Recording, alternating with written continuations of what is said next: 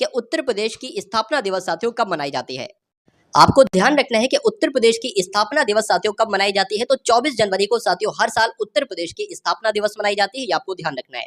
उसके बाद अगर आपसे पूछा जाए कि उत्तर प्रदेश का पूर्व नाम क्या था, यानी कि जो उत्तर प्रदेश नाम है साथियों, इससे पहले इसको किस नाम से जाना जाता था, तो इससे पहले इसको संयुक्त प्रांत नाम से जाना जाता था, यानी कि यूनाइटेड प्रोविंस नाम से जाना जाता था। और 1937 से 1950 तक इसका ये नाम रहा संयुक्त प्रांत। तो संयुक्त प्रांत के बाद साथियों इसका नाम क्या हो गया? संयुक्त प्रांत के बाद इसका नाम साथियों क्या हो गया? उत्तर प्रदेश हो गया। इसलिए सही जवाब आपका उत्तर प्रदेश के साथ जाएगा। अब उसके बाद देखिए, अगर आपसे साथियों प्रश्न ये पूछ लिया जाए कि उत्तर प्रदेश राज्य का पुनर्गठन कब हुआ, तो पुनर्गठन साथियों कब हुआ? तो 1 नवंबर 1956 को क्या होता है साथियों? उत्तर प्रदेश राज्य का पुनर्गठन होता है। तो मैंने साथियों अभी आपको क्या-क्या बताया। अगर आपसे पूछा जाए कि उत्तर प्रदेश की स्थापना दिवस कब मनाई जाती है, तो 24 जनवरी को उत्तर प्रदेश दिवस मनाया जाता है। अगर आपसे पूछे उत्तर प्रदेश का पुराना नाम क्या था या पूर्व में नाम क्या था, तो संयुक्त प्रांत था।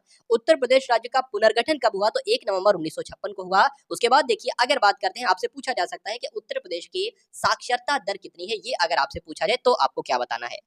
तो 67.7% साथियों क्या है? उत्तर प्रदेश की साक्षरता दर है, यानी कि 100 में से लगभग 67-68 लोग साथियों पढ़े लिखे हैं।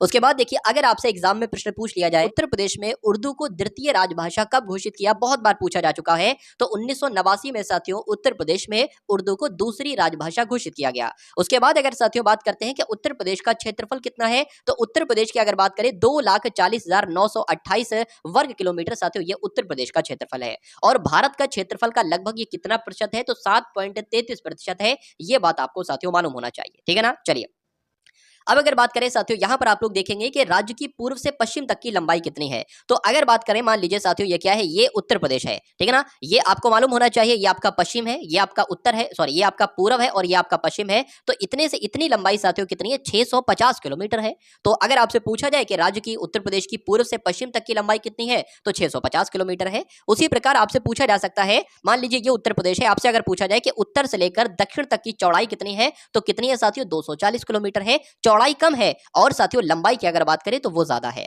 अब उसके बाद देखिए, एक और साथियों इंपॉर्टेंट पॉइंट आपके स्क्रीन पर है कि उत्तर प्रदेश से सटे राज्यों की संख्या आपसे पूछी जा रही है। तो कुल मिला के अगर बात करते हैं साथियों, उत्तर प्रदेश से यहाँ पर 9 राज्य कुल मिला के से पूछा जाता है कि सोनभद्र से सटे राज्यों की संख्या। उत्तर प्रदेश की अगर बात करें, हम पूरे भारत की ऐसे बात करें, भारत का इकलौता एक जिला है साथियों सोनभद्र, जो चार राज्यों के साथ अपनी सीमा को साझा करता है। तो एग्जामिनर को प्रश्न का लेवल थोड़ा सा आसान करना हो तो आपसे पूछा जा सकता है कि उत्तर प्रदेश का कौन सा राज्य, कौन सा जिला, उत्तर प्रदेश का कौन सा जिला 4 राज्यों के साथ अपनी सीमा को साझा करता है? उत्तर ऑप्शन में सोनभद्र आएगा, तो सोनभद्र लगा देना। लेकिन अगर एग्जामिनर को प्रश्न का लेवल थोड़ा सा बढ़ाना हो तो वो पता है आपसे क्या पूछेगा? तो वो आपसे पूछेगा कि उत्तर प्रदेश की अगर बात करें तो साथियों 4 राज्यों से सीमा साझा करता है सोनभद्र, इनमें से कौन सा वो राज्य नहीं है जो सोनभद्र के साथ अपनी सीमा साझा करता है? तो जब साथियों ये 4 राज्यों के नाम आपको मालूम होंगे ना, तभी आप प्रश्न का उत्तर दे पाओगे। तो सोनभद्र के साथ अपनी सीमा साझा करता है मध्य प्रदेश, सटा हुआ है छत्तीसगढ़, सटा हुआ है झारखंड, सटा हुआ है बिहार। तो ये पॉइंट भी आपको मालूम होना चाहिए। उसके बाद देखिए, उत्तर प्रदेश से लगा सबसे ज्यादा सीमा वाला राज्य कौन सा है? यानी कि अगर बात करें उत्तर प्रदेश की जो सीमा है ना, सबसे लंबी सीमा तक कौन सा राज्य सटा हुआ है, तो मध्य प्रदेश सटा हुआ है। ये आपको मालूम होना चाहिए। अभी हम लोगों ने मैप में देखा था, मैंने आपको बताया था कि भाई देखिए, बहुत लंबी सीमा जो थी ना, बहुत लंबी सीमा साथियों, ये किससे सटी थी? मध्य प्रदेश से सटी थी। उसके बाद अगर आपसे प्रश्न बन जाए कि उत्तर प्रदेश से लगा सबसे कम सीमा वाला, तो सबसे ज्यादा सीमा वाला आपने देखा मध्य प्रदेश। अगर आपसे पूछा जाए सबसे कम सीमा सटा वाला कौन सा है साथियों राज्य, तो हिमाचल प्रदेश भी आपको ध्यान रखना है। उसके बाद देखिए साथियों कि अगर आपसे एग्जाम में प्रश्न पूछा जाए कि उत्तर प्रदेश का सबसे पूर्वी जिला कौन सा है, तो इसको भी साथियों मैं आपको मैप से समझा देता हूं, क्योंकि एग्जाम में पूछा जाता है कि उत्तर प्रदेश का सबसे पूर्वी जिला कौन सा है, पश्चिमी जिला कौन सा है, उत्तरी कौन सा है और दक्षिणी कौन सा है। इसका सबसे पश्चिमी जिला शामली मैंने आपको बताया, और उत्तर प्रदेश का सबसे उत्तरी जिला साथियों सहारनपुर बताया, और उत्तर प्रदेश का सबसे दक्षिणी जिला साथियों कौन सा है? सोनभद्र है। ये आपको मालूम होना चाहिए। एग्जाम में साथियों आपसे प्रश्न बहुत पूछा जाता है कि उत्तर प्रदेश में कितने कृषि जलवायु क्षेत्र हैं, तो कितने कृषि जलवायु क्षेत्र हैं साथियों? 9 कृषि जलवायु क्षेत्र हैं। उसके अलावा आपसे पूछा जा सकता है कि उत्तर प्रदेश में प्रवाहित होने वाली प्रमुख नदियां कौन सी है, तो सबसे प्रमुख साथियों गंगा नदी है, उसके अलावा यमुना नदी भी है, रामगंगा नदी भी है, गोमती नदी भी है और घाघरा नदी भी है। अगर बात करें आपसे एग्जाम में पूछा जाए कि उत्तर प्रदेश की सबसे बड़ी नहर प्रणाली कौन सी है, तो शारदा नहर प्रणाली की अगर बात करें, ये उत्तर प्रदेश की सबसे बड़ी नहर प्रणाली है। उसके बाद देखिए, मध्य प्रदेश से 3 तरफ से उत्तर प्रदेश के कितने जिले अगर घिरे हैं, तो आप लोग ध्यान रखेंगे। अगर बात करें, मान लीजिए साथियों ये क्या है? ये आपका ललितपुर हो गया, ये आपका ललितपुर हो गया। तो आपको ध्यान रखना है ललितपुर एक ऐसा उत्तर प्रदेश का जिला है जो तीन तरफ से मध्य प्रदेश से घिरा है। कह सकते हैं इधर भी मध्य प्रदेश, इधर भी मध्य प्रदेश और इधर भी मध्य प्रदेश। मतलब साथियों एक ही ये ऐसा साइड है जो ललितपुर की खुली है, बाकी सारे की अगर बात करें तो ये मध्य प्रदेश के साथ जो है वो लगी हुई इसकी सीमा है। तो कुल मिला के अगर आपसे बात करें, ये प्रश्न आपसे पूछा जाए कि मध्य प्रदेश से तीन तरफ से घिरा उत्तर प्रदेश का कौन सा जिला है, तो ललितपुर आपको बताना है। चलिए उसके बाद देखिए सबसे ज्यादा विधानसभा सीट वाला जिला कौन सा है उत्तर प्रदेश का, तो प्रयागराज है। कितनी सीटें हैं, तो 12 सीटें हैं। और सबसे कम विधानसभा सीटों वाला जिले कौन कौन से हैं, तो श्रावस्ती है, महोबा है, चित्रकूट है, दो सीटें यहाँ पर। उसके बाद देखिए उत्तर प्रदेश का पहला केंद्रीय कारागार कहां पर अगर बात करें तो बरेली राज्य में। साथियों आप लोग ये ध्यान रखेंगे, ठीक है ना। चलिए अगर आपसे पूछा जाए कि उत्तर प्रदेश का पहला केंद्रीय कारागार कहां पर है साथियों, तो बरेली में, ये आप लोग ध्यान रखेंगे। और अगर आपसे पूछा जाए कि उत्तर प्रदेश में अब तक कितनी बार राष्ट्रपति शासन लग चुका है, तो 10 बार साथियों राष्ट्रपति शासन लग चुका है। ये भी आपसे एग्जाम में पूछा जा सकता है। चलिए उसके बाद देखिए उत्तर प्रदेश का क्षेत्रफल की दृष्टि से भारत में कौन सा स्थान है, तो यहां पर आप लोग ध्यान रखेंगे साथियों कि अगर उत्तर प्रदेश की बात आए और पूछा जाए क्षेत्रफल की दृष्टि से भारत में कौन सा स्थान है, तो क्षेत्रफल की दृष्टि से साथियों पहले स्थान पर तो राजस्थान है, लेकिन उत्तर प्रदेश की बात करें तो ये साथियों चौथे स्थान पर है। तो ये पॉइंट आपको ध्यान रखना है। उसके अलावा अगर आपसे पूछा जाए कि उत्तर प्रदेश का सबसे बड़ा जिला कौन सा, यानी कि क्षेत्रफल के हिसाब से सबसे बड़ा जिला, देखिए अभी आपने देखा कि भारत में सबसे ज्यादा क्षेत्रफल किसका है, तो राजस्थान का है। पूरे भारत में उत्तर प्रदेश का क्षेत्रफल कौन से स्थान पर है, तो चौथे स्थान पर है। और उत्तर प्रदेश का क्षेत्रफल कितना है, तो ये भी साथियों मैंने आपको बताया था। अगर बात करें साथियों कि उत्तर प्रदेश में ऐसा कौन सा जिला है जिसका सबसे ज्यादा क्षेत्रफल है, जिसका सबसे ज्यादा एरिया है, तो लखीमपुर खीरी का। लेकिन अगर बात करें उत्तर प्रदेश का सबसे छोटा जिला कौन सा है क्षेत्रफल के अकॉर्डिंग, एरिया के अकॉर्डिंग, तो हापुड़ जिला है साथियों। मात्र 660 वर्ग किलोमीटर ही इसके पास एरिया है। तो लखीमपुर खीरी का और हापुड़ जिले का नाम आपको मालूम होना चाहिए, आपके एग्जाम में साथियों पूछा जाता है। उसके बाद देखिए साथियों उत्तर प्रदेश का सबसे छोटा जिला कौन सा है, तो अभी आपने देखा था साथियों उत्तर प्रदेश का सबसे छोटा जिला कौन सा है क्षेत्रफल के हिसाब से, तो मैंने आपको बताया था साथियों हापुड़ जिला है क्षेत्रफल के हिसाब से। लेकिन सबसे बड़ा जिला कौन सा साथियों क्षेत्रफल के हिसाब से, तो लखीमपुर खीरी था। अब यहाँ पर बात आई है जनसंख्या की। अगर आपसे पूछा जाए कि उत्तर प्रदेश का सबसे बड़ा जिला जनसंख्या के हिसाब से कौन सा है, तो प्रयागराज आपको बताना है। लेकिन अगर आपसे पूछा जाए कि उत्तर प्रदेश का सबसे छोटा जिला कौन सा है जनसंख्या के हिसाब से, तो शामली आपको बताना है। तो ये 4 पॉइंट जो मैंने आपको बताए हैं वो आपको साथियों ध्यान रखना है। उसके बाद देखिए अगले नंबर का प्रश्न आपकी स्क्रीन पर है। चलिए उत्तर प्रदेश की सबसे अधिक साक्षरता प्रतिशत वाला जिला कौन सा है, आपसे पूछा जा रहा है साथियों, बताने की कोशिश कीजिए। तो अभी आपने ये देखा था कि उत्तर प्रदेश में कितनी साक्षरता दर थी, तो मैंने आपको बताया था 67.7% थी। अब अगर आपसे एग्जाम में पूछ लिया जाए कि सबसे ज्यादा साक्षरता वाला प्रतिशत वाला जिला कौन सा है, तो आप लोग ध्यान रखेंगे गौतम बुद्ध नगर है। और यहाँ की कितने प्रतिशत साथियों जनसंख्या अगर बात करें साक्षर है, तो 80% साथियों साक्षर है, 80.1%। यानी कि हर 100 में से 80% लोग साथियों पढ़े लिखे हैं। उसके बाद अगर बात करते हैं उत्तर प्रदेश की सबसे कम साक्षरता प्रतिशत वाला जिला कौन सा है, तो श्रावस्ती को भी आपको मालूम होना चाहिए। यहाँ पर कितनी जनसंख्या प्रतिशत पढ़ी लिखी है, तो 46.7% जनसंख्या साथियों पढ़ी लिखी है। उसके बाद देखिए सबसे अधिक पुरुष साक्षरता वाला, जिसके अभी आपने जो देखा था ना वो पुरुष और महिला दोनों का था। अब अगर बात करें ऐसा कौन सा उत्तर प्रदेश का जिला है जहां पर पुरुष सबसे ज्यादा साक्षर हैं, तो गौतम बुद्ध नगर है साथियों वो। अगर आपसे पूछा जाए सबसे कम पुरुष साक्षरता वाला जिला कौन सा है, तो श्रावस्ती आपको बताना है। ये कोई नहीं बताता साथियों, लेकिन एग्जाम में तो आपसे पूछा जाता है। उत्तर प्रदेश का राजकीय पशु बारहसिंगा है, ये आप लोग ध्यान रखेंगे। तो उत्तर प्रदेश का राजकीय पशु साथियों क्या हो गया, बारहसिंगा हो गया। अगर आपसे पूछा जाए कि उत्तर प्रदेश का राजकीय वृक्ष कौन सा है, तो अशोक आपको ध्यान रखना है। अगर आपसे साथियों पूछ लिया जाए कि उत्तर प्रदेश का राजकीय पक्षी कौन सा है, तो सारस है। और उत्तर प्रदेश का राजकीय पुष्प अगर आपसे पूछा जाए तो पलाश आपको बताना है। क्या क्या मैंने आपको बताया, मैंने आपको बताया उत्तर प्रदेश का राजकीय पशु कौन सा है, तो बारहसिंगा है। अशोक की अगर बात करें तो ये उत्तर प्रदेश का राजकीय वृक्ष है। सारस की अगर बात करें तो ये उत्तर प्रदेश का राजकीय पक्षी है। और पलाश की अगर बात करें तो ये उत्तर प्रदेश का राजकीय पुष्प है। चलिए अब उसके बाद देखिए अगर बात करें कि उत्तर प्रदेश का राजकीय जलीय जंतु कौन सा है, तो जलीय जंतु यानी कि जो जल में जंतु रहता है ना, वो राजकीय वाला कौन सा है, तो जो गंगा में रहती है डॉल्फिन, वो डॉल्फिन साथियों क्या है, उत्तर प्रदेश की राजकीय जलीय जंतु है। ये आपको साथियों ध्यान रखना है। अब अगर बात करें उत्तर प्रदेश की राजकीय मछली की अगर बात करें साथियों, तो राजकीय मछली का नाम क्या है, चीतल है। ये भी आपको मालूम होना चाहिए। चलिए उसके बाद अगर बात करते हैं साथियों यहाँ पर उत्तर प्रदेश की पहली महिला राज्यपाल कौन थी, बहुत आपसे एग्जाम में पूछा जाता है। तो अगर आपसे एग्जाम में पूछा जाए कि उत्तर प्रदेश की पहली महिला राज्यपाल कौन थी, तो सरोजनी नायडू थी। इनका नाम आपको ध्यान रखना है। अगर बात करें उत्तर प्रदेश के पहले मुख्यमंत्री का नाम साथियों क्या है, तो गोविंद वल्लभ पंत की जब हम बात करते हैं तो ये उत्तर प्रदेश के पहले मुख्यमंत्री हैं।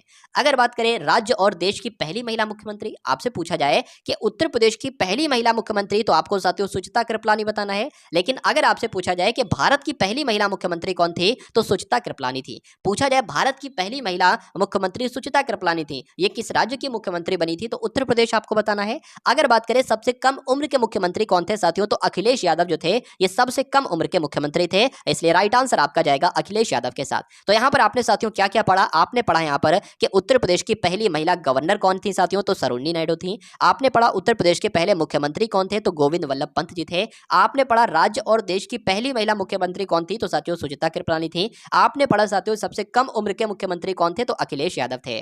अगर बात करें आपसे एग्जाम में साथियों पूछ लिया जाए कि उत्तर प्रदेश के प्रथम मुख्यमंत्री, देखिए अभी आपने देखा उत्तर प्रदेश के पहले मुख्यमंत्री, तो पहले मुख्यमंत्री तो गोविंद वल्लभ पंत थे, लेकिन पूछा जाए उत्तर प्रदेश के पहले उप मुख्यमंत्री साथियों कौन थे, तो चौधरी चरण सिंह, ये आपको मालूम होना चाहिए, ठीक है ना साथियों। चलिए अब उसके बाद देखिए अगला प्रश्न है कि उत्तर प्रदेश का पहला विश्वविद्यालय कौन सा है, तो इलाहाबाद विश्वविद्यालय की जब हम बात करते हैं तो ये उत्तर प्रदेश का पहला विश्वविद्यालय है। अगर बात करें राज्य में सबसे ज्यादा विश्वविद्यालय किस जिले में है, तो सबसे ज्यादा विश्वविद्यालय तो साथियों कहां पर है, लखनऊ में है, यह भी आपको मालूम होना चाहिए। अगर बात करें उत्तर प्रदेश का मैनचेस्टर, बहुत इंपॉर्टेंट क्वेश्चन है साथियों आपकी स्क्रीन पर, उत्तर प्रदेश का मैनचेस्टर किस उत्तर प्रदेश के जिले को कहा जाता है, तो कानपुर को क्या कहा जाता है साथियों, उत्तर प्रदेश का मैनचेस्टर कहा जाता है। यहां पर अगर बात करें साथियों क्या क्या हमने पढ़ा, फिर से एक बार देख लेते हैं कि राज्य का प्रथम उप मुख्यमंत्री कौन थे साथियों, तो चौधरी चरण सिंह थे। राज्य के पहला विश्वविद्यालय कौन सा था, तो इलाहाबाद विश्वविद्यालय था। सबसे ज्यादा उत्तर प्रदेश में किस जिले में विश्वविद्यालय है, तो लखनऊ में विश्वविद्यालय है किया जाता है, तो ये तो कानपुर में किया जाता है। और अभी हमने पढ़ा था साथियों कानपुर को क्या कहा जाता है, उत्तर प्रदेश का मैनचेस्टर कहा जाता है। तो सबसे ज्यादा चमड़े का उद्योग कहां पर किया जाता है, कानपुर में किया जाता है। आपसे पूछा जाए सबसे पहले किसने पद्मश्री पुरस्कार पाया था, तो अखिल चंद्र मिश्रा जी ने साथियों सबसे पहले पद्मश्री पुरस्कार पाया था, यह भी आपको मालूम होना चाहिए। अगर आपसे पूछा जाए पद्मश्री से सम्मानित राज्य की पहली महिला कौन थी, तो मोना चंद्रवती गुप्ता थी, यह भी आपको साथियों मालूम होना चाहिए। अगर आपसे पूछा जाए कि राज्य की पहली फिल्म सिटी कहां पे है, बताइए राज्य की पहली फिल्म सिटी कहां पे है साथियों, तो गौतम, अगर बात करें गौतम बुद्ध नगर साथियों, इसको हम लोग कह सकते हैं, नोएडा कह सकते हैं। तो क्या क्या साथियों हम लोगों ने पढ़ा, हमने पढ़ा चमड़े का उद्योग कहां पर किया जाता है, तो कानपुर में किया जाता है।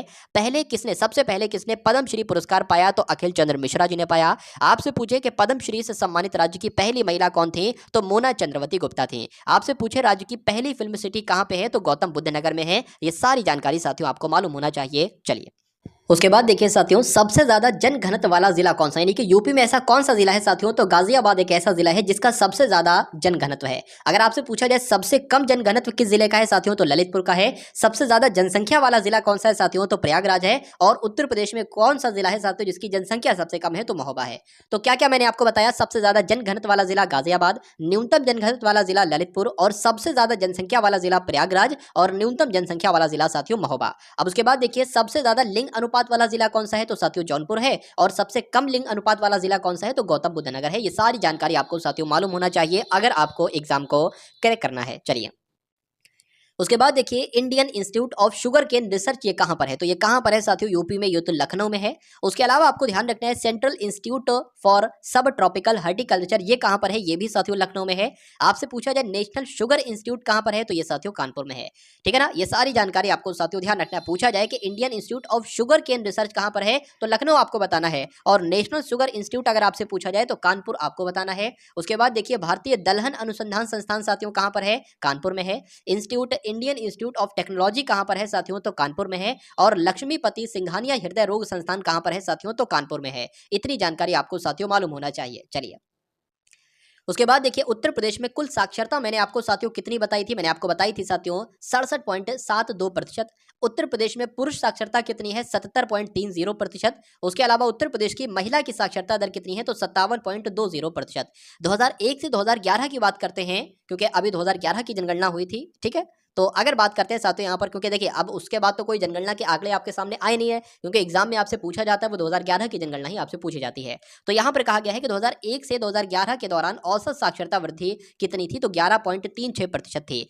पुरुष एवं महिला साक्षरता में अंतर कितना है साथियों, लगभग 20% का है। और सबसे ज्यादा साक्षरता वाले जिले कौन से हैं साथियों, तो गौतम बुद्ध नगर है, फिर कानपुर नगर है, और फिर औरैया है। और सबसे कम साक्षरता वाले जिले कौन से हैं साथियों, पुरुष साक्षरता का भी एक क्रम है, तो श्रावस्ती है, बहराइच है, और बलरामपुर है। अगर बात करें जिलों की संख्या की है कितनी है, यानी कि यूपी में कुल जिले कितने हैं, तो आप सभी जानते हैं 75 जिले हैं। और मंडलों की संख्या कितनी, देखिए यहां पर मंडल लिख के आ जाए या सब मंडल लिख के आ जाए, उत्तर प्रदेश में सब मंडलों की भी संख्या 18 है और मंडल की भी संख्या 18, एक ही बात है। चलिए उसके अलावा साथियों अगर आपसे पूछ लिया जाए आपके एग्जाम में कि विशेष क्षेत्र विकास प्राधिकरण कितने हैं, तो साथियों 5 इनकी संख्या है। उसके बाद देखिए उत्तर प्रदेश में ग्राम पंचायतें कितनी हैं, तो 59,163 ग्राम पंचायतें हैं। तहसीलें कितनी हैं, तो 350 तहसीलें हैं, और ये आंकड़ा साथियों 2018 के अकॉर्डिंग का है, 2018 तक का है।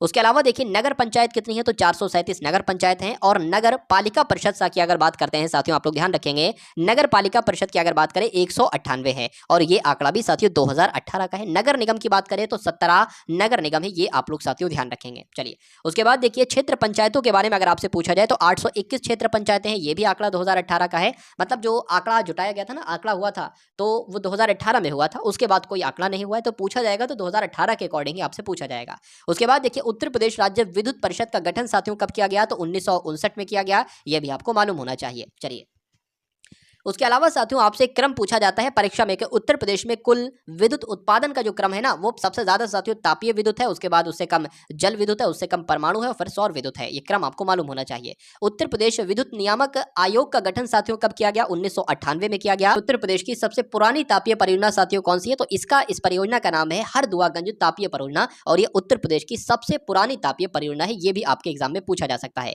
राज्य में एकमात्र परमाणु विद्युत केंद्र की अगर बात करें तो ये कहां पर है साथियों, बुलंदशहर के नरौरा में है, ये भी आपको मालूम होना चाहिए। और उत्तर प्रदेश नवीन एवं नवीनीकरणीय ऊर्जा विकास की अगर बात करते हैं तो यहां पर साथियों आप लोग ध्यान रखेंगे अभिकरण यहां पर लिखा होना चाहिए। तो उत्तर प्रदेश की अगर बात करें, उत्तर प्रदेश नवीन एवं नवीनीकरणीय ऊर्जा विकास अभिकरण की स्थापना कब हुई साथियों, तो 1983 में हुई। यह पॉइंट भी आपको मालूम होना चाहिए। चलिए उसके बाद देखिए भारतीय पशु चिकित्सा अनुसंधान संस्थान ये कहां पर है, तो बरेली के इज्जत नगर में है। भारतीय सब्जी अनुसंधान संस्थान कहां पर है साथियों, तो वाराणसी में है। और भारतीय चारागाह एवं चारा अनुसंधान संस्थान कहां पर है, तो ये साथियों झांसी में है। उसके बाद देखिए भारतीय कालीन औद्योगिक संस्थान कहां पर है साथियों, तो ये भदोही में है। तो भारतीय हथकरघा तकनीकी अनुसंधान संस्थान कहां पर है, तो वाराणसी के चौका घाट में है, ये भी आपको मालूम होना चाहिए। उत्तर प्रदेश कृषि अनुसंधान परिषद कहां पर है साथियों, तो ये लखनऊ में है। और राज्य आपदा प्रबंधन प्राधिकरण कहां पर है साथियों, तो ये भी साथियों लखनऊ में है। अभी साथियों कुछ क्वेश्चंस मैं आपको कराने वाला हूं जो इसी थ्योरी से ही होंगे, यानी कि अभी आप ये थ्योरी पढ़ रहे हो और अगर मान लीजिए आपके एग्जाम में इसमें से बहुत सारे क्वेश्चंस आ जाए तो आप क्या कर सकते हो,